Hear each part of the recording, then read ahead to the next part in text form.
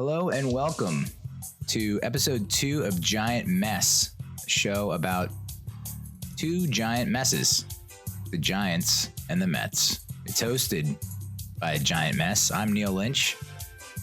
I am a giant mess.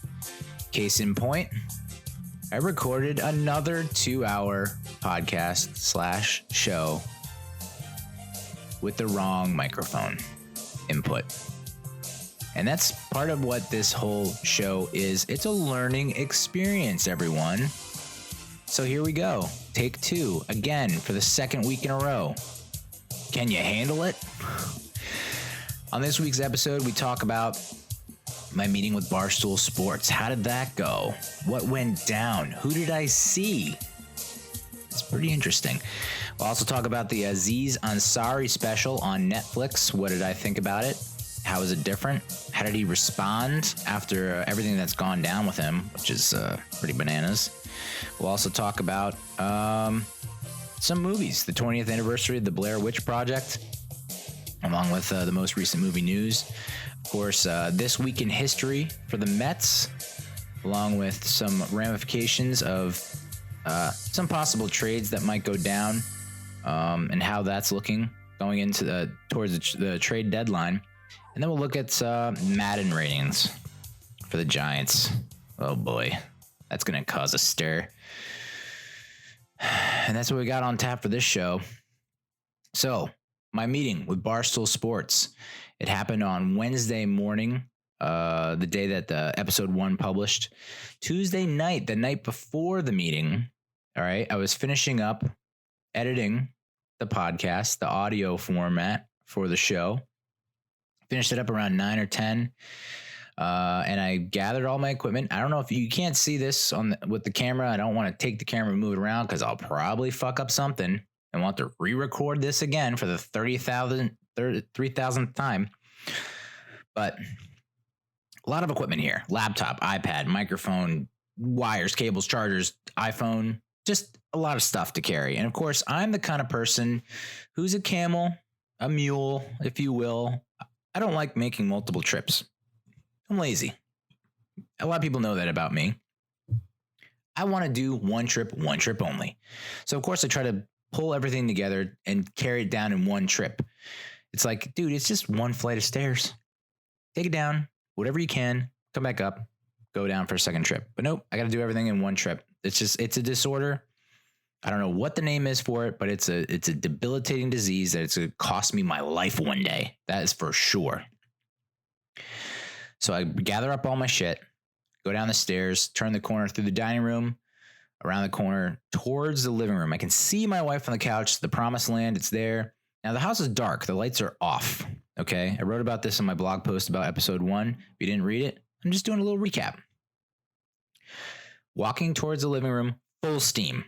All right, I got a lot on my mind. Not necessarily money on my mind, but I got stuff on my mind. All this shit in my hands, and I don't see the table that we're using as a baby gate to prevent the baby from falling down the basement stairs. It is blocking the hallway from the living room to the kitchen.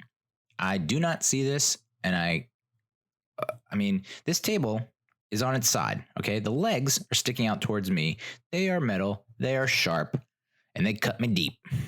I go right into it, and I fall over, spill onto the ground. I just found my GoPro camera like an hour ago. No clue where it went. It was under the couch. Why I didn't look there first, I don't fucking know. Dumb. But the laptop crashed, iPad crashed, external hard drive crashed. Everything to the floor. I thought bones were sticking out of my body. I thought my shin bones were sticking through the skin like Kevin Ware, Gordon Hayward, Frank Gore. I definitely was in a tough spot. I was in shock. And I'm not easily shocked. You can ask all my ex-girlfriends. Very protective of the butthole. But yeah, I was in shock. I thought, oh my God, I can't walk anymore. Of course, Cassie was all over me, doting over me. She's just caring, loving, and want to make sure I was okay. And I was just embarrassed. I was just moaning, not in pain, but I was embarrassed. I'm a grown man. I didn't see something. I tripped. I fell. And it was bad news bears. So I'm covered up in bruises, bleeding. And I decided to go try on my suit. Dumb. Come on now, Neal. Think about that. I didn't even clean up. I immediately went upstairs to try on my suit for this meeting with Barstool. And I'm thinking to myself, just don't get blood anywhere. It's like, you're going to get blood everywhere, dude. You're going to look like a complete psychopath with blood all over your suit when you go to meet with Barstool Sports. That probably would have got me the job, if we're being honest. That probably would have been bonus points, brownie points. So I try on the suit. I try on a purple shirt, button down. Looks good. But I got the red light, a no-go from the wife. So now I got to wear this white button down the shirt. And it looks nice, but guess what? I need cufflinks. Now, cufflinks, is that a pro? Is that a con? What's the etiquette on that? When you're interviewing for a job, that's not an investment bank. This is not a finance job, okay? I don't want people knowing that we have any money at all. We're bankrupt. I need this job. That's what the message you got to get across to these people. Don't let them know that you are not starving. So cufflinks, that screams investment banker. And that worries me. It makes me panic. It makes me think, okay, that's another thing that is going to be held against me. Oh, this guy's got money for cufflinks, so he doesn't need a job. No, it was a gift, dude. Same with my watch. I couldn't find my watch. I have no clue where that fucking thing is. It was a gift from my wife for our wedding, okay? It's not a very flashy, gaudy timepiece, but it looks nice. It's a piece of jewelry. It's not like a Swatch. You know, it's not an Apple Watch, even though I think the Apple Watch might cost more. You know, it's got a good look to it. Gunmetal. Very impressive when you say gunmetal. Not that I'm pro-gun. It's just like you say gunmetal and people are like, yeah, fuck yeah, badass.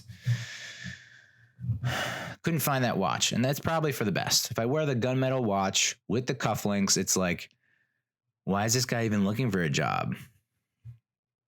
So stupid. But that's my paranoia. That's my neuroses kicking in. So I couldn't find the watch. Try on the suit. Suit works. I guess I got to wear the cufflinks with the white shirt. And I have a call that night with someone from Barstool. I'm not going to name names, but they helped me out. Gave me the 411 on what to expect, what to do. Nothing major, nothing groundbreaking, nothing like earth shattering, but it was just like, it was nice just to talk to someone, coach me through it. And then I decided to do research. That's me. Last minute Lynch. I wait to the very last minute to save the day in true heroic fashion. That's just, I'm a procrastinator. I don't know why. And the sad thing is I know I'm doing it. I'm like, I am currently procrastinating and I cannot stop myself from doing it. So I did research from 10:30 to 2 in the morning on my laptop in bed. Research. And I felt like I was in a better spot after doing that. Problem is, you know, I mean, you don't need sleep, right? For an important day, for a test or a meeting or an interview or anything important the next day, you don't need sleep, right? That's not the number one piece of advice people give you, is to get rest. Now, keep in mind, I've never pulled an all-nighter. I probably should have, considering all the people in college who did pull all-nighters and are far more successful than I am. So you would think, you know, I'm not going to pull an all-nighter here, but, you know, get more than 4 hours of sleep, Neal. So I asked my wife to take care of the baby in the morning, and she did, and I got an extra hour and a half of sleep, and I think it paid off. You know, and getting into the city from where I am, the Jersey burbs, you'd think it'd be easy. We're only like less than 20 miles away. That's not, you know, it's like a Patrick Mahomes could hit that with a football.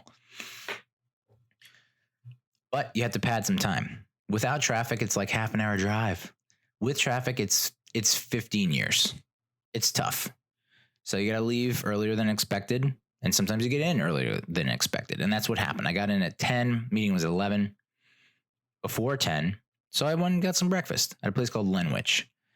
And what I love about Lenwich is I try to eat healthy there. I know I don't look it, but I'm trying. The weekends, not so much. The week, I'm going to be trying to be healthy. Problem is, these menu items, that are healthy. Can we get better names for guys or for people who are normal, who feel self-conscious about ordering said health items? Like the healthiest thing that they got on the menu is called Egg White Delight. I cannot say that out loud and have people respect me. Now, you might know me. You might not know me. You might say, what's wrong with that? But you see me out in the wild. I got resting bitch face. I'm not smiling. I might come across as a tough guy a little bit. Not so much, maybe. But, I'm 6 foot, 235. You don't expect me to order something called an Egg White Delight. And then I got to say it out loud. I can't just read off the ingredients to the cashier. Because she's going to say Egg White Delight loud in my face, like you should have said it. Now you're making me say it. So yeah, Egg White Delight. Tasty, real good. It's just like, I don't want to say that. Can we just come up with a code name or something like that? A nickname? A wink and an elbow nudge? Like, I just don't want to say Egg White Delight in front of all these people. So stupid. So I hang out, eat, have my second coffee of the day. Just the right amount of caffeine. Because this was one of the best meetings, interviews I've ever had. On point. No mumbles, no grumbles, no rumbles. No fumbling. Just on point. Everything, I had an answer for everything. It was a perfect game, if we're being honest. Yeah. MVP type performance. But I'm not talking about the meeting itself. I'm going to talk about the Barstool office. I walk in, first of all, professional move on my part, not a rookie mistake. For once in my friggin' life, I knew not to wear my blazer, my suit jacket on the bus or while walking down the street. That's how your suit jacket gets fucked up. So at least I had the wherewithal to know that, right? Because it is July. It is hot. Temps are up. Moisture, humidity. Can't be walking in there looking like you just came out of a shower or a waterfall. This ain't TLC music video, So I don't wear my jacket. Finally get to the spot, the office, slide on the jacket. I'm looking cool, crisp, calm, collected. Get up to the second floor. And to the left is the main recording studio, podcast studio, audio room for where they record Sirius XM shows. So like the Shaun Latham show was live while I was there. To my left, you had Vibbs, you had YP with his kicking his legs up, which is so boss, so baller to do that while recording a live show. Imagine me doing that right now. I'd look like, it just doesn't look right on me. YP pulled it off. They had Jourdyn Berry, and they're doing their thing. Straight ahead is Ebony, who, if you're a Barstool fan, you know Barstool Sports, you know Ebony. She's her official title is like front office receptionist, administrative office support type thing, but she's pretty good on air. She deserves her own show, if we're being honest. Hilarious person, and she has a sign on her desk that says Ebony the Intimidator. I didn't need that sign. I know she intimidates, but for some reason I'm feeling good that day, and I'm not intimidated. I give her a smile, give her a smirk. She flashes it right back to me. She knows that I know that I know that she knows that we know, right? That I know. I say, hey, Ebony, what's up? I got an 11 o'clock appointment. She was like, okay, took a seat. It was like, yeah, we're already best friends. We're already have our own show together. So I take a seat. Zach Wheeler to the IL. Good God. Anyway, take a seat. Got the Shaun Latham show over here. And Glennyballs and Za are talking to Ebony, just shooting the shit. Jeff D. Lowe walks by. Handsome looking dude. And then PFT Commenter enters with Ellie Schnitt. Ellie Schnitt is as tiny and as small as you think she would be. And I was almost surprised that she was smaller. PFT Commenter wasn't even wearing his sunglasses on his face. He had them up so I could see his eyes. And it was like that moment where in Pulp Fiction, where they open the trunk with the briefcase and it's like that the glow comes out, shoots out and blinds you. That's what happened when PFT had his sunglasses off. It was just too majestic, too beautiful. Had to look away. So yeah, it was a tremendous experience. I love the office is not cramped. People are not like on top of each other. No one's yelling. You don't get that weird queasy, nauseous feeling that most offices have where it's just like, negative vibes, just good vibes, positivity all around. People saying hi to each other when you walk by, smiling. It's the life. It's the dream. And I got a good feeling. I really do. I think it's going to pan out. And I think it's only a matter of time before I'm there. The best was when I was leaving and the person I met with, who's been on Barstool Radio, I don't want to give too much away, but she's been on, clue number 1, clue number 2, she's been on Barstool Radio. Clue number 3, it was during the week before they closed down for 4th of July. That's all I'm going to say. She escorted me out, and YP was coming in because they'd finished up with their show on Sirius XM. So he was coming in with his, breakfast brunch. And he's like, it was 2 seconds, maybe less. And I could sense that he's just a good dude. Smiling, just real relaxed and chill. He's like, oh, I'm so sorry. Like, blah, blah, blah. And it's like, you don't have to apologize, dude. But it just seems like a good, healthy spot to be. Now, of course, Dave wasn't there. Dave's in Nantucket for July.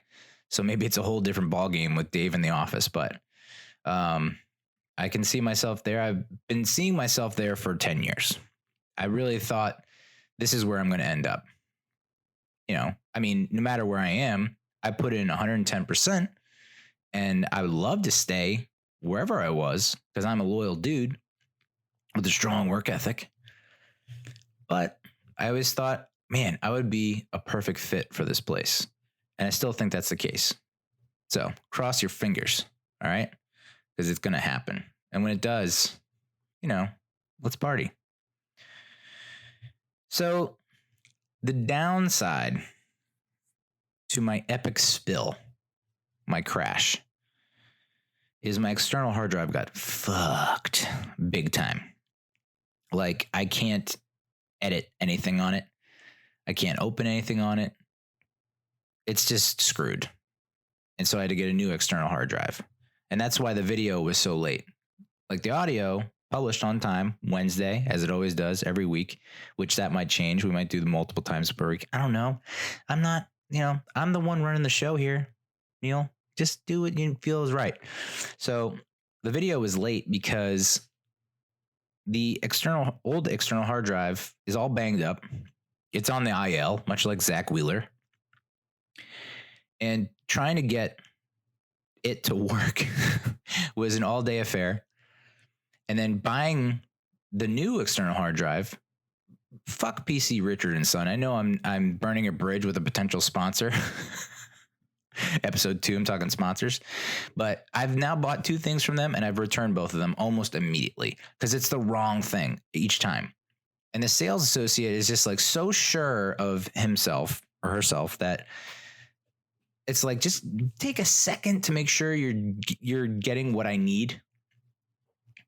And of course, the guy that I walked out, looked on the box, and I'm like, nope, wrong. Walked back, and the guy's like, yeah, but it says you need to download a driver to make it work with MAGA, blah, blah. And I'm like, no, dude, you don't know me, but I don't have good luck. I have Lynch luck, bad luck. So I'm going to try and download this driver. It's not going to work. And then I have to drive back. No, I'm going to fuck it up for sure. Let's just return it. So return it, get the new external hard drive, plug that in, plug the old external hard drive in, and here we go. Try and copy the files from the old one to the new one. And it says preparing a copy. And then it says the number of files. And that number, I checked in every hour because it took hours. 100,000, 200,000, 300,000. I went to bed. I started this process at like 3-4 in the afternoon, I think. Something along those lines. I let it run overnight. I come back the next morning. It's still fucking going. Preparing to copy. Not copying, preparing to copy. A lot of files, dude. It was up towards 600,000 files. Might have been 800,000 files. Okay. I merely picked the laptop up. And the old external hard drive just slipped just a little little bit. Boom, done. Whole process canceled. None of the 600,000, 800,000 files went over. You wonder why this show is called Giant Mess. You're getting, I mean, these are two prime examples. I mean, it's one long example, but two incidents within that example of why I'm a giant mess and life is a giant mess. I now have to go over that whole thing again. All that time, all those hours of preparing to copy down the shitter. So be it, dude. So that's why the video was late last week. It's probably why the video will be late this week. And I got feedback on last week's video. We need more. Just do Mets. Don't do all that other shit. It's like, that's not the point of the show, but all right, I got you. Thanks, Alex. Yeah, the point is I'm going to try and edit the show into segments if I have the time, which I have a lot of time. Now that I know I won't be working for howardstern.com. Found that out. But it's been a tough week. All that stuff aside, July 13th is not a great day for me. July 13th is the day that my father passed from cardiac arrest. It was in 2006, 13 years ago. So it's kind of like that's whenever that day rolls around, it's the whole week, really. It's like the days leading up to it and then the actual day. And, you know, it just never feels right. Always puts me in a funky mood. I get really down, you know, thinking about what happened and what he's missed since he's been gone and what I've done in that span, how he would have reacted to everything that's going on, you know, from me working at Playboy, what his reaction would have been to that. To just everything. My podcast that I had with Mike DePalma called Tri-State Sports Guys, you know, what he would have thought of that. I mean, he was my hype guy. He's my hype man. He was always proud of what I did. You know, complete strangers could go up to him and be like, yeah, so Neal, and they're like, what, who's okay. So yeah, it's a tough week and it's a tough day, July 13th. So, but that day I was going to go to a cornhole tournament down at the Jersey Shore that my friends host. It happens every year. It's always right around this time. So it's kind of a nice distraction, I guess, to be around so many friends that I don't normally get to see playing cornhole, one of my favorite games. And of course, day drinking, which I excel at. I'm not good at much, but day drinking, kind of my forte. No big deal. But on the way down, it took me like 2 hours to get down. So there's tons of traffic, which shocker. During the summer, going to the shore. Who would have thought? But so there's tons of traffic, and I actually witnessed an accident.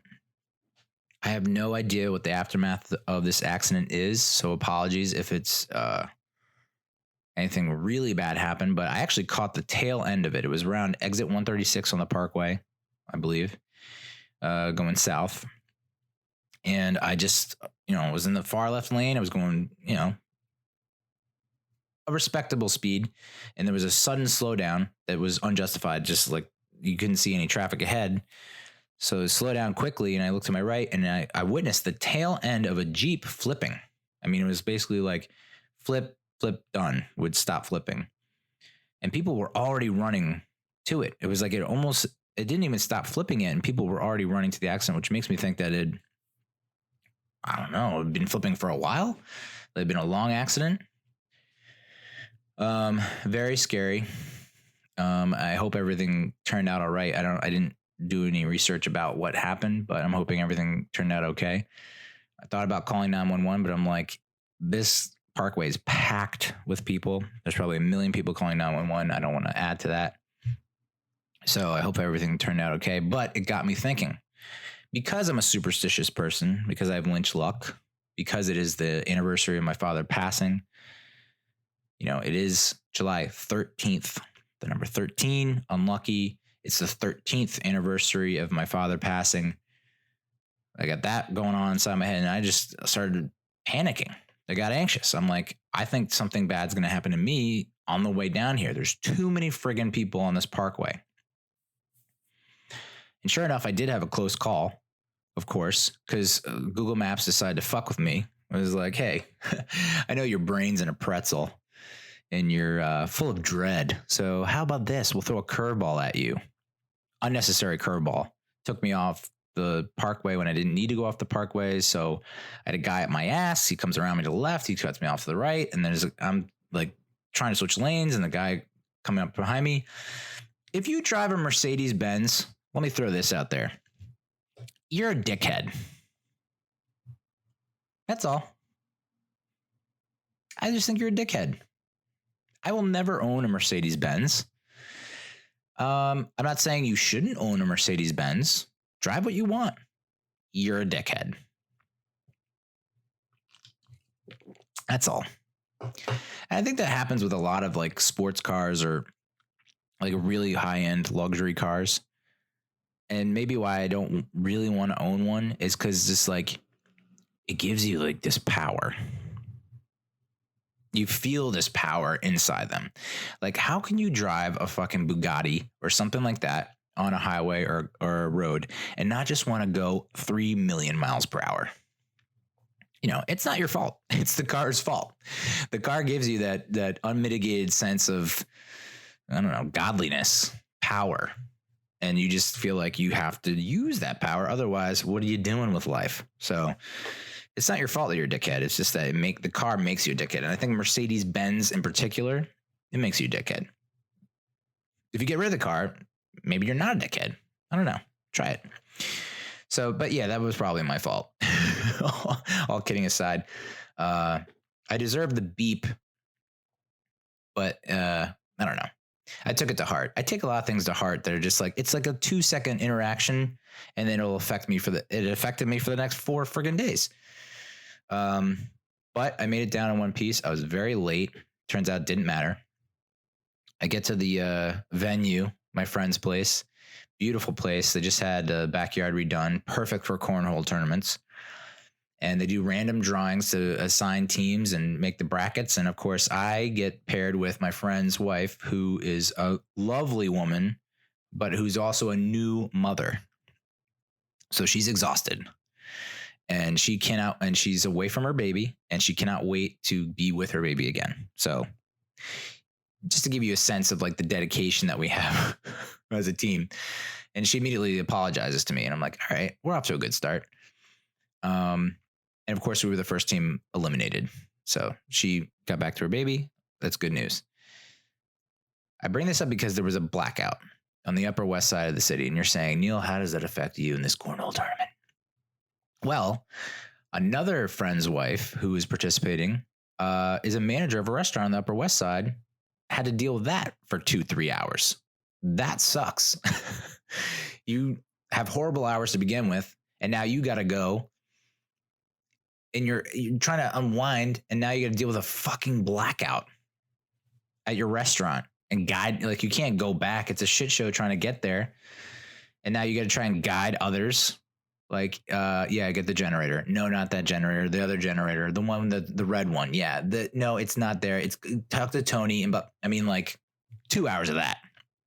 So luckily for me, I got to fill in for her and take over. Got in the play-in game, and then we got beat by the team that eventually won. The team went undefeated. They're amazing. The one guy, I swear, is a professional player. Literally, I was standing next to him, and anything I did, he matched or did one better. I get on the board, he gets on the board. I hole out, he holes out. I get on the board, he holes. I mean, it's just like there was no enjoyment with this cornhole tournament. Every shot, there was a split second of joy that was immediately robbed and taken away from me milliseconds later. And it got to the point where they were like, they had already won the tournament, but we just kept going, and they just kept challenging people left and right. Like, and they had challengers challenge them. And so they requested me at one point, and they requested this other guy who's decent, and we took it to him, and we went in the overtime. We almost won. We should have won. On one of the overtime rounds, I hole out on the very first throw. All I have to do is put a bag on the board. And I couldn't do it. I went 0 for 3 on my next 3 shots. The guy, my opponent, standing right next to me, He misses. He misses. He misses. He holds out. We go to another round. And of course, they win in the next round. Story of my life, by the way. It's exactly what I should have expected. So we were up to like 2:30 in the morning, just shooting the shit out in the backyard. And they had a lovely spread, by the way. I'm always impressed with their spreads. I'm obsessed with food. I just love food. And they had egg rolls, dumplings, fried chicken sliders, cut up wraps. So good. So damn good. And but it got to around 2:30, and the table that we're sitting around is just packed with empty bottles. And I told, it was, we're in the trust tree, right? We're on the trust tree. I'm just talking about life, getting older, things of that nature. And I was telling them about, wet dreams. Yeah. Most adults don't have them still. Now, if you're an adult, you probably have grown past that. Not me. I'm a rare case in pretty much all instances. Like night terrors, I have night terrors. That mostly affects children, okay? I think it affects maybe 1 to 3% of adults. And I'm in that 1%. I'm the 1%, but not like the wealthy 1% that I would love to be a part of. It's always the rare, fucked up 1%. And I guess I'm in like the 1 to 3% of adults that still have freaking wet dreams. And they're not even great. They're not good. They're not even average. Below average at best. I had one the other night where it was literally me like slowly rolling out of bed. That's it. That is the extent of it. I'm just trying to get out of bed, roll out of bed, the fat fuck that I am, like a turtle on its back. Like that video you saw of the guy getting pushed on the revolving luggage claim belt who can't get up. Yeah, that was me just trying to roll out of bed. Boom. Gotta wash the sheets. And why am I sharing that with you? I don't know. It's funny. I mean, maybe you're grossed out, but like, hey, don't think too hard about it. Just know that that's where I'm at mentally and physically. Not at my peak, not at my prime. But the guys enjoyed that. They love that story. I told a couple other stories that probably can't. I know you think, how can it get worse than that? It can, and it did. But I won't share that story now. Not today. So that was the cornhole tournament. Of course, I went to bed at 2:30 and woke up to, they have 3 kids. So like all the 3 kids like congregated and they're like, let's just fuck shit up. And as soon as the sun came up, they were like, doing what they do best, playing at high volume. So yeah, I woke up at like 7, 8 o'clock in the morning, and Sunday was a wash. Cassie, my wife's like, hey, your mom wants to talk to us. And I was like, that's great. We'll do that tomorrow. And of course they did not respect my wishes. And I was a lump of clay on the couch. I had like 4 or 5 naps. Had to set a record with naps that day.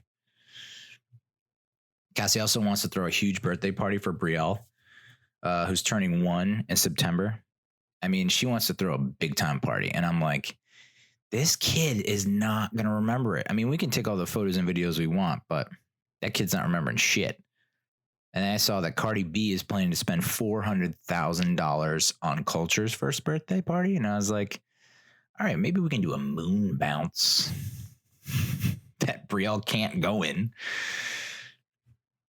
I just think let's just save it for like the big birthdays that actually matter. Like I want to go all out for her 18th if she'll have us. Yeah, she might be in college at the time.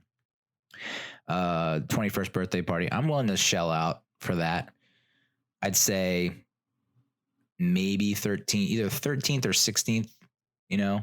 Those are pretty big time. So maybe I'd spend some dough on it. But anything other than that, no, dude. Here's a cake. Here's a couple decorations. Maybe we can play a game that doesn't cost money. Like Who's in My Mouth? No, just kidding. It's a Dane Cook joke. And no one likes Dane Cook anymore. Sorry. Speaking of comedians, we watched the Aziz Ansari stand-up special on Netflix on Friday night. Ordered a pizza and some wings, and I gotta say the pizza was delish. I had most of it. The wings stink. I don't understand why people can't get wings right, but these were like little baby chicken wings. I don't understand it. It blows my mind. There's such a high demand for wings, and maybe Buffalo Wild Wings, this is why they've grown to such prominence and they're so popular now. But I have not been able to find a go-to wing spot in I don't know how many years after college. In college, down in Baltimore, we used to go to a place called Bill Bateman's. Bill Bateman's. Look it up in Maryland. If you're a wing guy or girl, go there and just spend the day. Get there when it opens, leave when it closes, take some souvenirs. It's just a trip. It's just enjoyable. I think if I get enough money, I want to franchise it and just open it everywhere because they have tons of sauces and the wings are nice and juicy. I don't care if it's genetically engineered, pumped with steroids.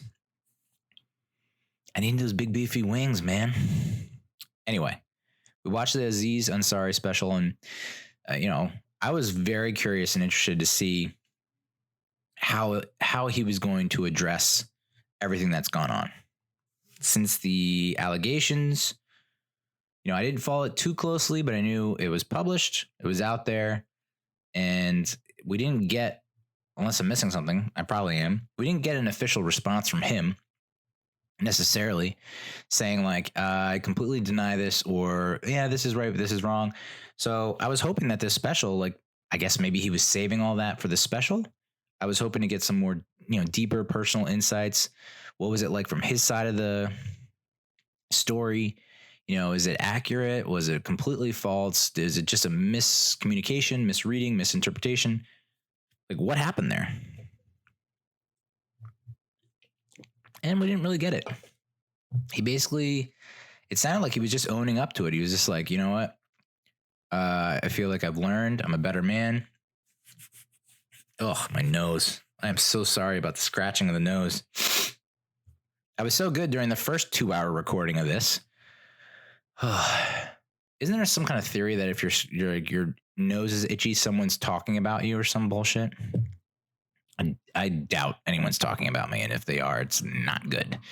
So yeah, I was hoping for, not necessarily for him to make jokes about it, about, sexual assault or whatever. You can't joke about that shit, but just about the whole experience, maybe just peppering in some jokes or something.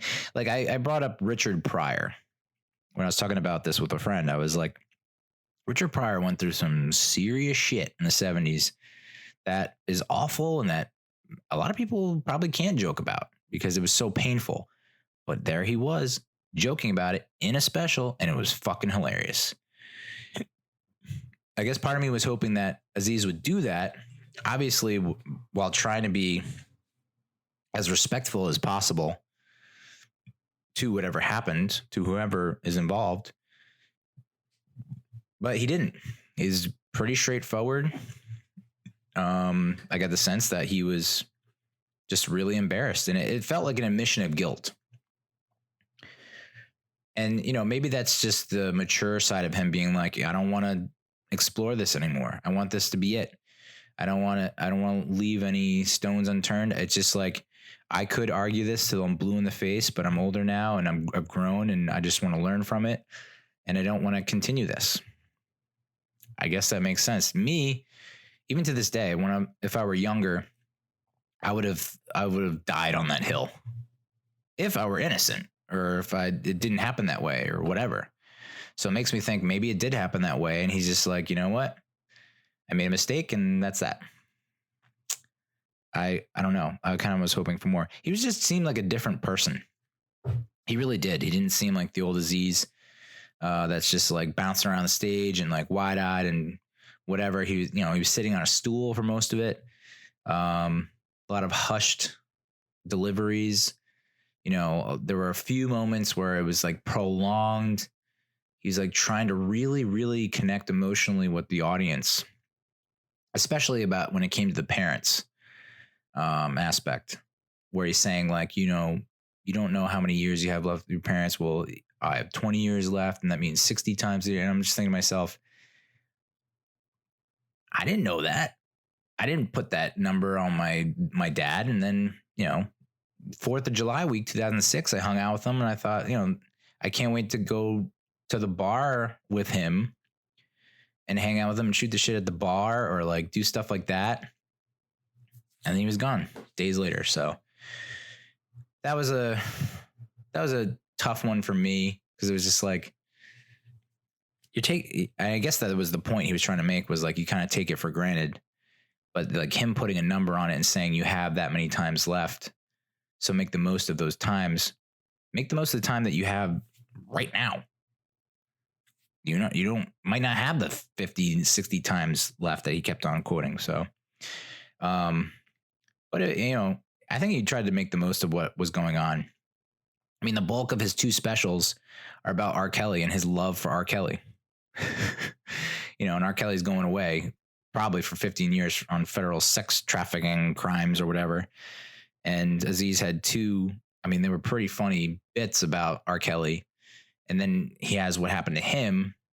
It's a tough look. So I think it was him trying to, in a way, do damage control. It was still funny. It got pretty decent ratings on Rotten Tomatoes. I definitely recommend watching it, but is it going to go down as like one of his all-time best? I don't know. I think he's definitely, she's trying to evolve, or he has evolved. I don't know if I want more of that going forward, but it's nice to be introspective once in a while. And I think a lot of comedians want to do that on these specials. They want to make them special. They don't want it to be like, oh, I'm just telling jokes and jokes and jokes and jokes. They want to connect on a deeper level and really have some kind of takeaway other than hear just a bunch of a series of jokes. So it'd be interesting. I saw a lot of people roasting him on Twitter. But it's like, haven't you fucked up? And like, you're a comedian, so like your job is to make people laugh, but you fucked up and like you did something that doesn't make people laugh. And, I don't know. I guess people were not happy with the way he handled it. I mean, I wasn't overjoyed with the way that he handled it. I was hoping for something a little bit different, but at least he acknowledged it. I don't know that I can say the same for Louis C.K. I don't think he has acknowledged it. Or maybe he's gone the complete other way and he's been like on the aggressive side of things and said, fuck you for whatever. And that he like tested it. He like wanted to stay out of it, let it die down. Then he went out and tested it, and I guess didn't do well, according to people who are not comedians. If you are a comedian, you defend him because you want to defend comedy. It makes me think about, the article I wrote about the death of like comedy movies. I saw Rotten Tomatoes had Get Out as like the #1 comedy of all time. And I was like, get the fuck out. Like, you can't be serious about that. There's no way, dude. It's not a comedy. I mean, it's got funny moments, but it's not a comedy. It's a horror thriller. Yeah. So there's a bunch of other TV news and movie news, but I don't know. Like, Jason Momoa's dad bod. Like, he no longer has a 6-pack. There's a picture of him with like, he's playing at his football weight. I'll say that. Your football weight, like, you're not chiseled or shredded. Not to say that I was ever chiseled or shredded. Like, I have permanent dad bod. I think if they were to operate on me for plastic surgery, cosmetic reasons, they'd be like, we can't touch you. We move that and you're a goner. So it's just insane that anyone thinks that Jason Momoa has a dad bod. Like Thor, fat Thor in Avengers Endgame, that's a dad bod. I could buy that. But not what Jason Momoa is rocking. Guy like put on a few extra pounds to survive football season. That's not a dad bod. Mindhunter coming back to Netflix. Very awesome. I highly recommend watching season 1 if you haven't already. It's about profiling serial killers when that whole program started with the FBI, I believe, or CIA. And how they worked with local police to try and track down these serial killers. Season 2 gets into, I want to say Ted Bundy or someone like that. some big serial killer. Diddy's bringing back Making the Band to MTV. I don't know. I don't really care about that. Netflix removed the suicide scene from 13 Reasons Why. I don't know why it took them so long. I would love to know the 13 reasons why they didn't remove it before it aired. I personally am on the side of that show glorified suicide. I know it's like old man yelling at the clouds. We need to raise awareness for it. Obviously, it's an epidemic. I don't know that that's the way, though. It kind of glorified it in the sense that, like, hey, I commit suicide and I get a Netflix series. I don't know. It's the 20th anniversary of the Blair Witch Project. Grossed nearly $250 million worldwide on a budget of $60K. That's what we call ROI. It was one of the most successful indie films of all time. And that last scene, I mean, the first time I recorded this, I was retelling it and I got tingles in my brain as I was saying it. Like when she's going through the house into the basement and you see a flash of the guy in the corner. I mean, I'm getting it again. I'm getting the tingle again. Guy standing in the corner looking into the wall and she screams and then gets knocked unconscious or something. I mean, holy shit, dude. People thought they were actually missing. Like that was actual real documentary footage. And those three people, the filmmakers, were gone. The mother was getting calls like of worry and concern. Like, did you know that your daughter's missing? And there's now a documentary about it. I mean, that was like big time. And then they obviously pioneered, that was like what kicked off the whole found footage trend, which, you know, I don't know that a lot of people had success with that, except there is one movie that I remember, or I can recall, that was found footage that I really liked called Chronicle, that you could check out. It's about these teens who discover this thing and they give them superpowers. And I don't know, I just thought it was really well done.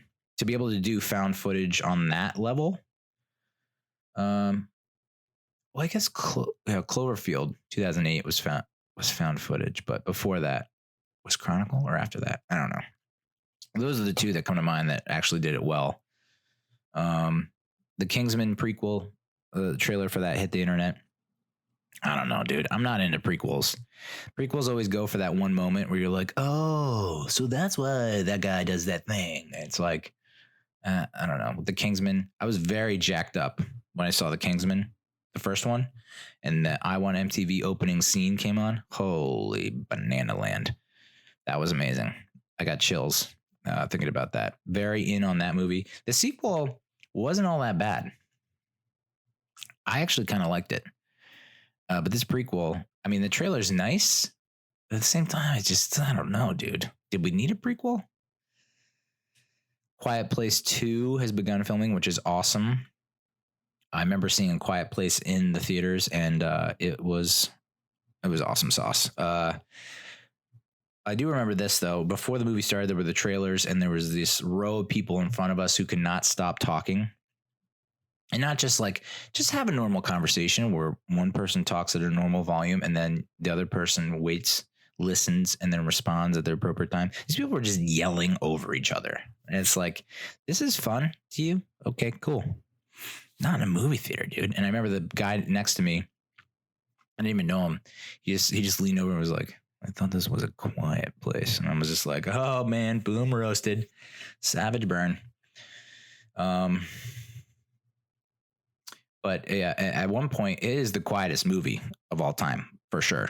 Definitely. I remember it's so quiet that I could hear like a baby in the back corner of the theater. And I was like, who the fuck would bring a baby to a movie? And I'm like, well, if you think about it, if you're going to bring a baby to a movie, it might as well be a quiet place. Boom, roasted. Okay. Stuber, the movie with Dave Bautista and Kumail Nanjiani, disappointed at the box office. I mean, it was going up against Spider-Man, so like, what do you expect? But I'm kind of disappointed that it didn't do better. Critics are not giving it great reviews. I don't know that. Ugh, my nose stinks. So itchy.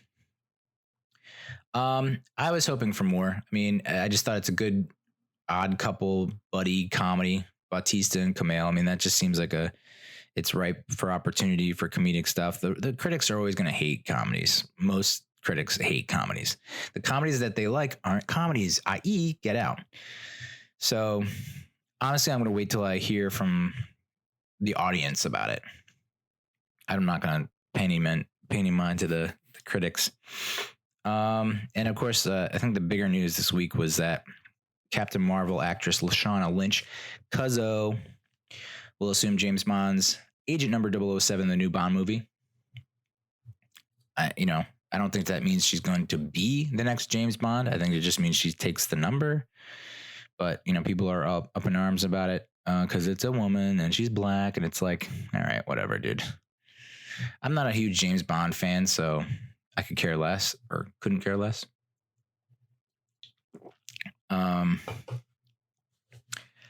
So, yeah, I don't know. I didn't see Captain Marvel either. So I think she was the least liked character in Avengers Endgame. And what's crazy is she was so instrumental to how that movie turned out, how the plot worked, the story. Like, she just come in and fuck shit up and take care of everything. But she was like so weird about it, And it's like, I get it. You gotta, you're patrolling the whole universe. So you got a little bit of a toot on you. All right, I understand. But I don't know. I don't think she fit into the whole dynamic. And for her to be such an important piece of the puzzle and to come in at so late in the game was also a little weird. And to not have the same gravitas as the other characters. Like, this universe that they're building has been going on for so long. And then you have this character who is not mentioned at all until Infinity War. At the very end of Infinity War. I don't know. I think that a missed opportunity. Even the interaction she had with Thor, was meant to be to get everyone on board with her. And it was it just felt forced. It was just nope, still not buying it.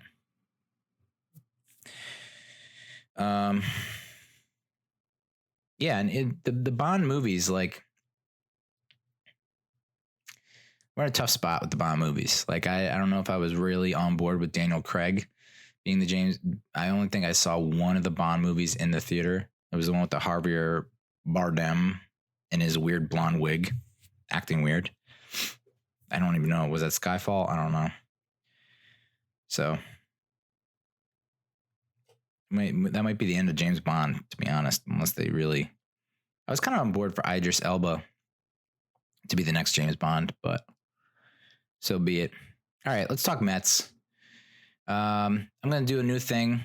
It's This Week in History. Mets history, because I don't know. There's not a whole lot to look forward to with the Mets. So I thought we should look back. July 10th, 1984. Doc Gooden is a rookie, and he combines with Fernando Valenzuela to strike out 6 consecutive American League All-Stars. Doc was only 19 when this happened, and he was the youngest player ever to participate in the All-Star game. He was recently arrested for cocaine possession in New Jersey. I don't know. Legalize cocaine. Regulate it. I don't know. I won't get too deep into details on that, but it's unfortunate to see him still have that addiction. And I think that's why cocaine is probably not going to go the route of marijuana, because marijuana is being so widely accepted and legalized and regulated. I mean, Colorado's revenue is through the roof. San Diego, we were there and we were doing edibles, and it was it's definitely different environment. But I mean, if you can legalize it and regulate it, maybe you won't see this happen. I don't know. And addiction's addiction, so I feel for him. It stinks. But July 11th, 1976. This is my favorite promotion of all time. 34 couples marry at home plate, and a wrestling championship match takes place in a promotion called Headlocks and Wedlocks. Hell yeah, dude. Of course, the Mets lost to the Braves at Fulton County Stadium. But, I mean, dude, where are the promotions like this these days? We need promotions like this more often. No more bobbleheads and stupid shirts. Like that Stranger Things night at Citi Field. Was that any good? Did anyone go to that? What happened there? Was it fun? I don't know. Headlocks and Wedlocks. Let's bring it back. Minor league. I feel like minor league baseball teams do that really well. for sure. But major league teams need to work it out. July 11th, 1985, Nolan Ryan becomes the first major leaguer to record 4,000 career strikeouts against the Mets. He was a former Met. And man, in some alternate universe out there that Dr. Strange knows about, Nolan Ryan was a lifelong Met, and he led them to multiple world championships. Well, would love to visit that universe just one time. July 12th, 2011, K-Rod gets traded to the Brewers for 2 no-name players. Fantastic. July 13th, 1977. This is 42 years to the day of the blackout.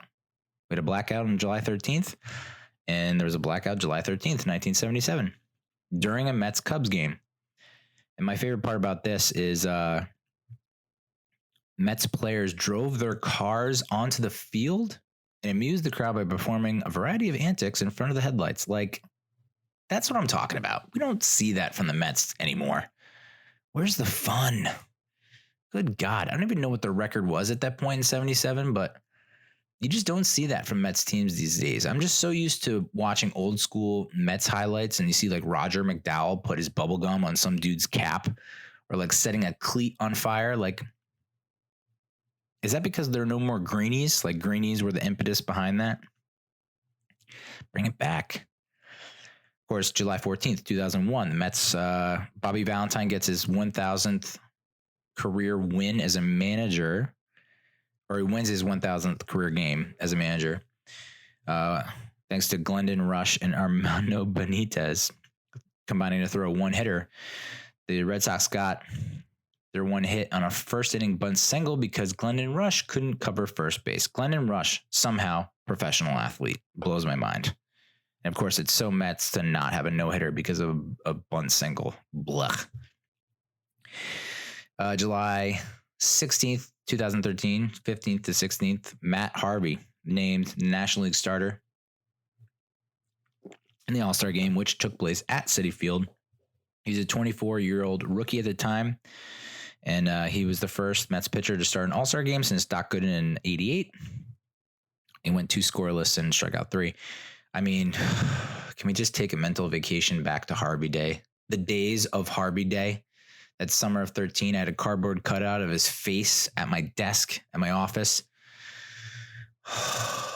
So much promise, so much potential. I mean, The Dark Knight. It was just a joy and a privilege to watch him, and we just took it for granted. We just thought this is what is going to happen for the next decade. 5 to 10 years, like, we're just going to have one of the most dominant pitchers in the league. And nope, 5 years later, he got traded to the Angels for a bag of balls. Unbelievable. God damn you, Matt Harvey. But we got Jacob deGrom out of that. I mean, not directly because of Harvey, but Jesus. At least we got deGrom. Yay.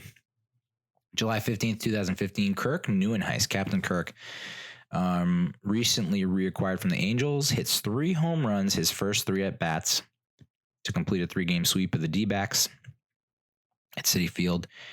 It was also his first 3 homers of the season, and it's the 10th time in franchise history a player went deep 3 times in a game. The first to accomplish it at home. And this is reminiscent of Travis d'Arnaud, who just hit 3 home runs against the Yankees, including a game winner. And now everyone's up in arms and saying, oh, I can't believe the Mets gave up on him. So you have that camp that's like, oh, we should have kept him and look what he's doing, blah, blah. And then you have the other camp, of which I'm a member, who says he wouldn't have done that with the Mets. He would have got hurt again for the 11 millionth time. That's just what the Mets uniform does. It's kryptonite.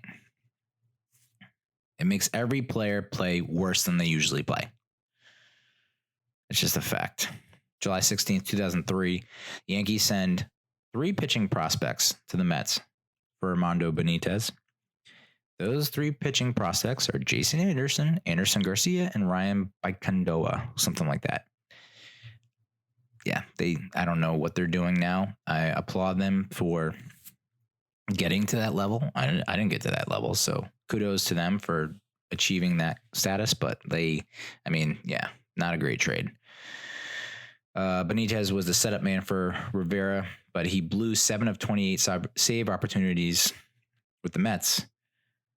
I don't know. Maybe we can trade Diaz somewhere for 3 no-name prospects. And then July 16th, 2006, Cliff Floyd and Carlos Beltran hit grand slams. It was the only the 7th time in baseball history a team has accomplished that feat in one inning. 2 grand slams in one inning. Oh man, those were the days. That team, I mean, that team should have gone to the World Series. I'll just say that. Yeah, so I mentioned it early on in the show. Zach Wheeler is on the IL with shoulder fatigue or some bullshit. I don't know. Great timing, Zach. I mean, I know you can't really control that, but that's so Mets for that to happen. So close to the trade deadline. It's July 31st, and now he's like, maybe he might be able to fit in one start. I don't know the severity, but, you know, we've tried to trade him so many times, and it just makes so much Mets sense that we probably won't be able to trade him, or if we do, we get absolutely nothing in return. And then, of course, he goes somewhere and then just pitches his dick off and is like amazing and an MVP candidate. There was one player that I didn't mention among the trade candidates last week that I should bring up this week, and it's thanks to Mike Petriello of MLB.com. His bold trade deadline plan, it's like basically trade everyone, which I kind of agree with, but trade Dom Smith.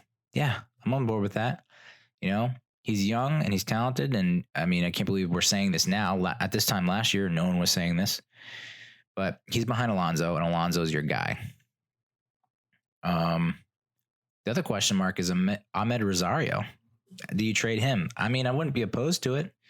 He's one of the worst defensive shortstops in the National League. They're thinking about moving him to center field, and it's like, what if he stinks in center field? You're going to wait like to spring training to find that out. And then all of a sudden it's like, what's his trade value then? He's hot and cold at the plate. Can you do better? I don't know. I mean, this is the major issue. If you're trading all these guys, Ramos, Diaz, Cano, Smith, Wheeler, Vargas, Frazier, you're trading like basically half your team or more.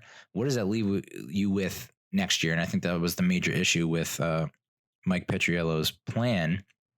And if you do, you're looking at the 2020 starting lineup of Jeff McNeil at second, which I appreciate. Michael Conforto on right, Pete Alonso at first. Those are kind of your 3 definites. But then Brandon Nimmo, is he in center field with his bulging disc? I think that's going to be a lingering issue. It's going to be a problem moving forward. So you can pencil him in. You can't pen him in. And then in left, I guess Yo comes back. Cespedes comes back and plays in left, and then probably JD Davis at third. I guess maybe Rosario at short. You never know. And then at catcher is where I don't know that Thomas Nido is your full-time guy there. They're talking about maybe going after Yasmani Grandal, whatever. But at least we have Jeff McNeil, right? Batting average leader.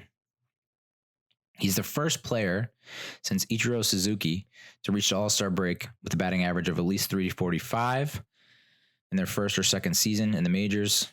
And then you're looking at like other players who have done that. It's Suzuki, Lenny Dykstra, Wade Boggs. Pretty good company to be in. I love Lenny Dykstra's response to that Bagel Boss video. That guy who's like 5'0", bald, little pudgy, who lost his shit in a bagel store and got tackled. And like Lenny's response is, I don't know how he touched upon dick size, but like he said that, and this is the first time I've heard it, but it's not the first time he said it, is like Darryl Strawberry is a swamp mule. Feels racist, but it's not, I don't think.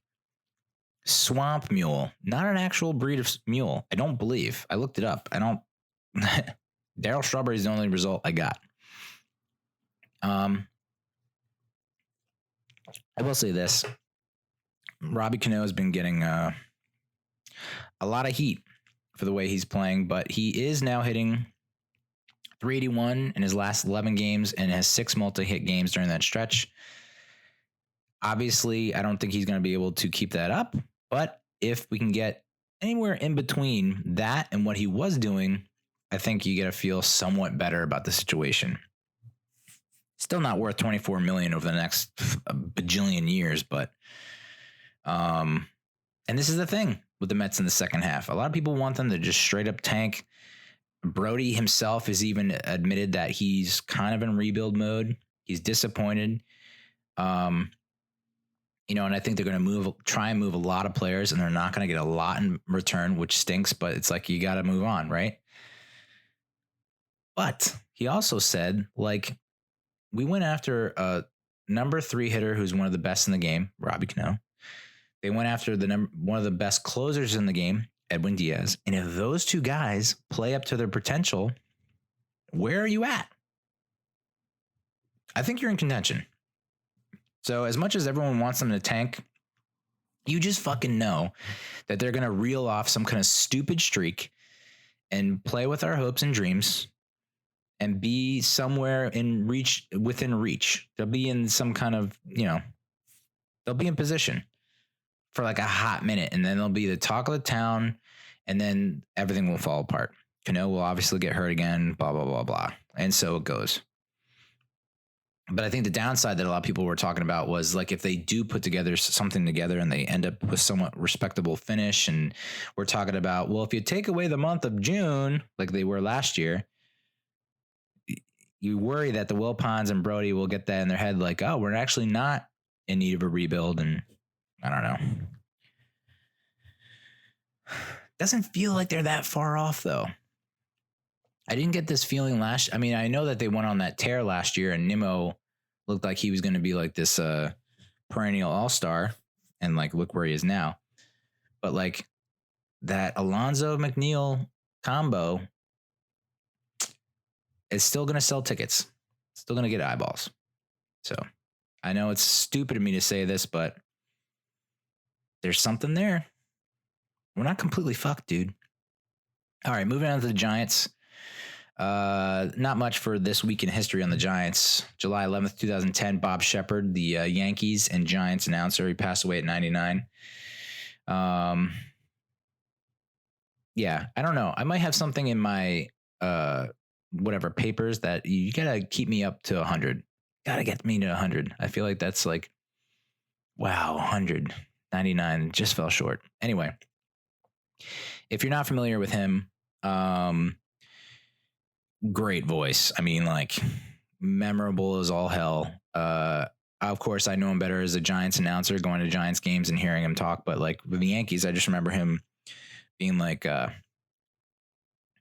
now batting, number 2, Eric Jeter, number 2. And then for the Giants, he was always, he'd be like, Dorsett on the carry, Taylor and Banks on the stop, or something like that. Just real simple, real measured, but like very effective. So R.I.P. Bob Sheppard. Thinking about you. What a gig too. Whew. Yankees and Giants announcer. That is the life, my friend. That's probably why I lived to be 99. You just get to announce what's going on, and it's simple. You don't have to add any color or flair. Just talk. I mean, oh my God, what a life. Anyway, Elliot Harrison, NFL.com, an analyst. He had released his NFL head coach power rankings. Of course, Bill Belichick is number 1. Pat Shurmur, dead last. Come on, dude. Seriously? Jay Gruden was at 22. Jason Garrett at 17. Doug Peterson at 5. All right. Shurmur's really worse than Jay Gruden. I don't know if I buy that. Not to say that Gruden, I don't know.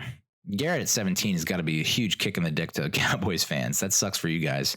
I know they probably want Garrett. They've wanted Garrett gone for a long time. And the fact that you have the number 1 or 2 offensive line, and you got Dak and Ezekiel Elliott and blah, blah, blah, blah. And like, you still can't get over the hump. Maybe because you have Jason Garrett as your head coach. I love that Ezekiel Elliott is holding out now for a big contract. You can just hold out as long as you want, my man. You get that money. My hope is that he holds out all of preseason, and it takes him like 4 weeks to get back on track. Those are 4 weeks that we can get a leg up. So get that money, Zeke. Of course, I think the major news coming out of the NFL, these fucking Madden ratings, dude, which, I mean, who gives a shit? I mean, I know I wrote an article about it last year. I wrote an article about Eli had a 76 or something like that. And I was like, it's just a slap in the face. Like, he doesn't deserve that. But, like, who honestly cares? Well, it's even worse this year. He's a 72. And that's the worst rating for any starting quarterback. I don't know. I just don't think he deserves that. They have guys that just were not starters or that are starters by default above him. And it's like, give him a little bit of credit. Like Chris Sims, you know, stinks. And it's another reason why I should be Phil Sims' son and not Chris Sims. Chris Sims rated Eli as like the 34th best quarterback in the league. Like, what are you fucking talking about? He did it for clickbait. I mean, I know what you're doing, Chris. Not cool. Like, you're getting pub from it, but like, at what cost? Like, I don't mind being the heel, but there's a little bit of absurdity to 34th. And then Sports Illustrated says that Eli has a 40% chance of making the Hall of Fame. I mean, like, you're that hard up for page views, dude? That's what we're going with? 40% chance. He's like Eli's top 10 in almost every major passing category. And I know what most of you are going to say. He's a compiler, Neal. He compiles. I don't give a fuck. If you are in a league, professional sports league, for 15 years and you're putting up average numbers for all 15 years, you are in the Hall of Fame. No questions asked. That is one of the hardest things to do in the fucking world. And the fact that you're able to stay healthy and playing and starting for that long, you deserve it. I'm sorry. Even if he didn't have the 2 Super Bowl wins, you still have to put him in the Hall of Fame. You have to, dude. How do you play for 15 to 20 years as a starter and not get in the Hall of Fame? Ridiculous. Daniel Jones had a 63 rating, which I guess is 6th worst among rookie quarterbacks or something like that. I don't give a fuck. Like, that's just dumb. Barkley with a 91, which is great, except he's the 5th best running back. No, he is the best running back. Not just this year, but any year. Insane that anyone thinks otherwise. Golden Tate, 85. All right. Evan Engram, 84. Okay. Sterling Shepard, 81. That's a little low in my mind. You have him worse than Evan Engram? I mean, if anything, he's like on par with Golden Tate, maybe a little bit better. You're going to see an outstanding year from Sterling Shepard. I mean, someone, I forget who it was. It wasn't Toomer. Maybe it was Toomer. Or maybe it was Brandon Jacobs said that Sterling Shepard is a top 5 wide receiver in the league. That's a bit much. But he is definitely, I mean, he's going to be the number 1 receiver for the Giants. I would say top 50. I don't know. The guy makes unreal catches. He can make moves after the catch. Got to give him a little more credit than that. Jabril Peppers, 84. I think he's going to have a Pro Bowl season. Maybe not like first choice Pro Bowl, but like alternate. If someone gets sick or injured or can't play because of the Super Bowl, I think you're going to see him in the Pro Bowl. Dexter Lawrence, 76. People weren't happy about him getting picked at, was it 17? I think that's just because he's a rookie. I think you're going to see him make some decent contributions. So 76 might be a little low. Dalvin Tomlinson, 80. Okay. Janoris Jenkins, 80. That's low. Kevin Zeitler, 89. I love that. Aldrick Rosas, 84. Love that. So, you know, do with that what you will. I can't believe this player. I mean, all this is just, it's promo for the fucking game to sell games. That's all it is. I guarantee that whoever's putting together ratings is like, hey, pick like a couple guys per team and just fuck with their ratings. Just get them wrong. big time. They'll talk about it. It's free publicity. We sell more games. Boom. Got it. All right. As far as stuff that does matter, I guess the Giants have suspended safety Kamrin Moore until further investigation. He was arrested over the weekend in Jersey and charged with third degree aggravated assault. My tongue is aggravated at my friggin' mouth right now for punching a woman, knocking her unconscious and stepping on her neck. I mean, that's pretty detailed, and of course the lawyer's like, she's making it up, but yeah, I mean, I guess you have to make that move. I didn't even know this guy was on the fucking team, so I don't know that it's a huge loss. I mean, it's unfortunate if it did happen, but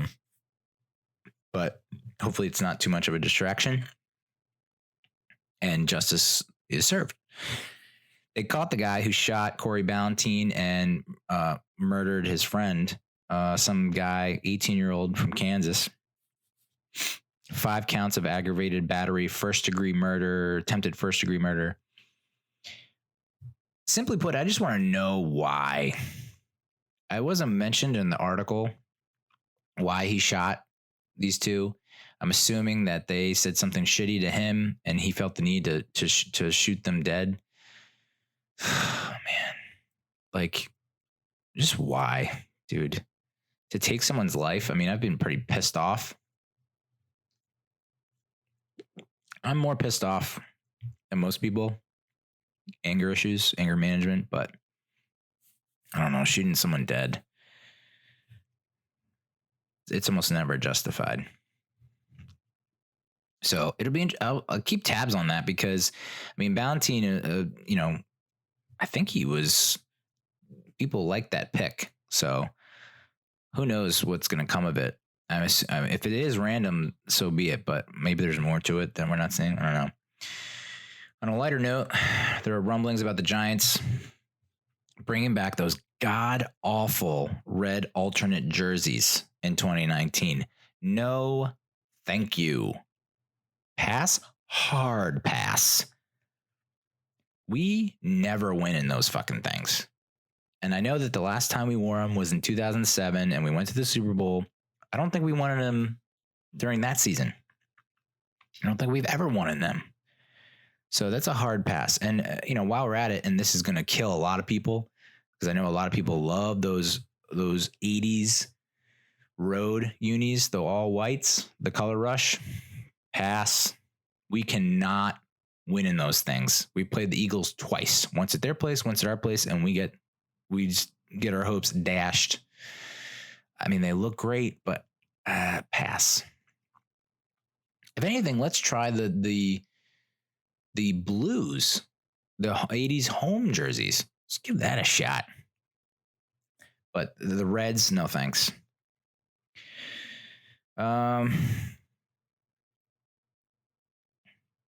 So this guy, Adam Rank on NFL.com, kind of put together a guide for the Giants in 2019. I'm going to try and hit on some of these points real quickly. He thinks that Lorenzo Carter is going to be the breakout star. I sure fucking hope so, dude. Because we lost Olivier Vernon. Not that, I mean, I have my opinions about Vernon, but it would be nice to have someone step up in his place because he did lead the team in sacks, even if it was like 8.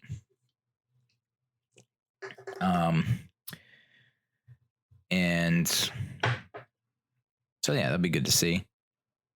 For the Giants to be successful in 2019, figure out the quarterback situation. Well, Eli's the starter. There, figure it out. At least be competitive in the NFC East. Yeah, I mean, I agree with that. You know, he says that they can't expect to win over the Eagles and Cowboys. I respectfully disagree with that. The Giants have finished last in the NFC East in 3 consecutive seasons, only once in franchise history, and that was in the late 70s. Ew. Don't want to revisit that era. We have the worst record among divisions teams since 2016. Yikes. But we have the second easiest schedule. So that's pretty good. there are some burning questions, which I don't know that they're really burning. I think that's clickbait too. But I don't even know who put this out. 10 burning questions for the Giants. We'll go through them really quickly. Will Eli Manning improve on his 2018 season? Yes, because he's in his second year, getting used to the system that Shermer has put into place. He has a better offensive line. He, I don't know. You could say OBJ was a distraction. He doesn't have to worry about forcing the ball to him. I mean, they did play well without him, despite what the historical numbers say. So, yeah, he will. Or, he won't, and he'll be benched. So, will the Giants' plan of attack on offense sustain success with Manning? Yes, because they'll have a run game, and Manning is electric off the run, the play fake. He is a much better player and passer, as are most quarterbacks when they have a run game and they can do play action. Have the Giants done enough to improve the offensive line? Yes. Not as much as I would have liked. I mean, they should have been drafting one Will Hernandez per year for the past fucking 10 years. But the fact that they're at least, I don't know. It feels like they're in a better spot.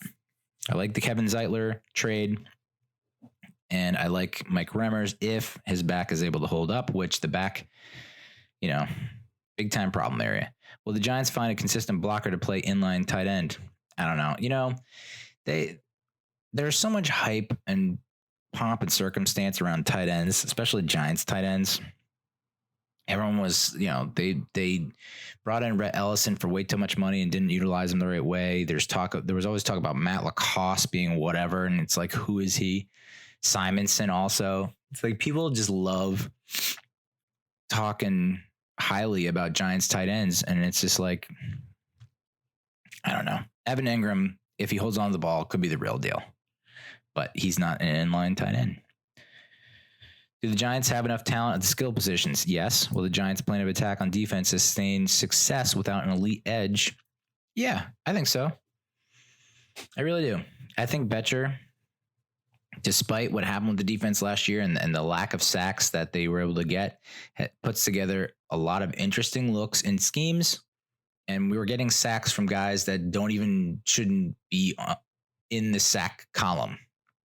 Cornerback, safety, line, guys that are just like, if we can get more of that, I'm fine with it. Will the Giants find consistency at the inside linebacker position? Yeah, I mean, this is kind of like a do or die situation for BJ Goodson. I think Ogletree had some nice performances last year, especially with, just getting turnovers, making plays.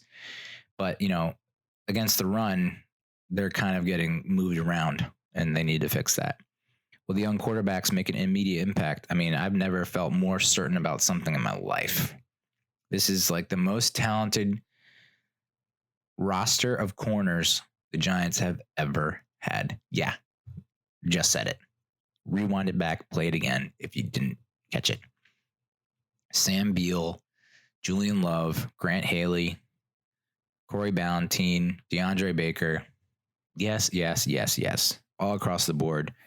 All talented and all going to make an immediate impact for sure.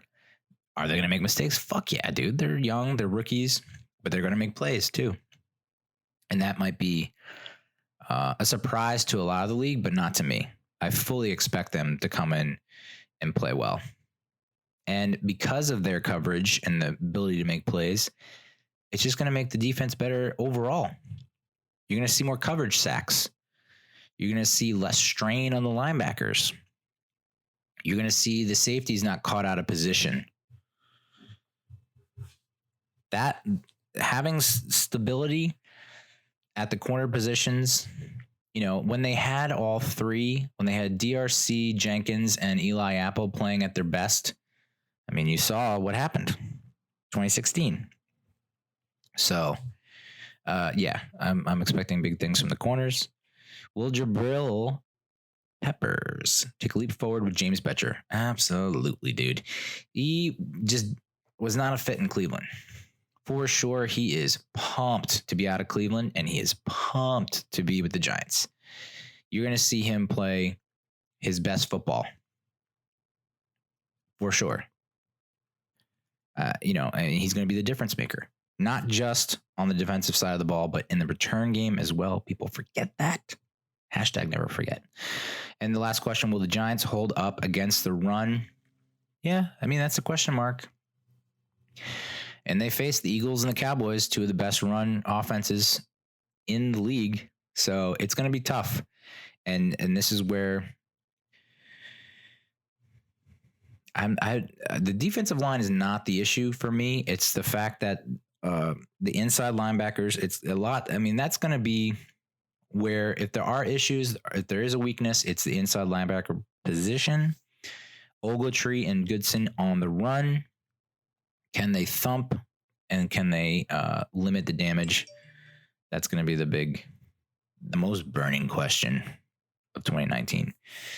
All right, so there's two more stories on the docket really quick. Finishing out with the Giants. Gil Brandt, who's officially 1,000 years old, but still kicking. God bless him. He came out with an article, Finding Homes for Top Remaining Free Agents. He believes that Kelvin Benjamin is going to sign with the Giants, and I'm not opposed to it. I think it's a smart move if you can make it work financially. He says the Giants were the 28th ranked red zone offense in 2018. And Benjamin's a big body, 6'5", 245 pounds.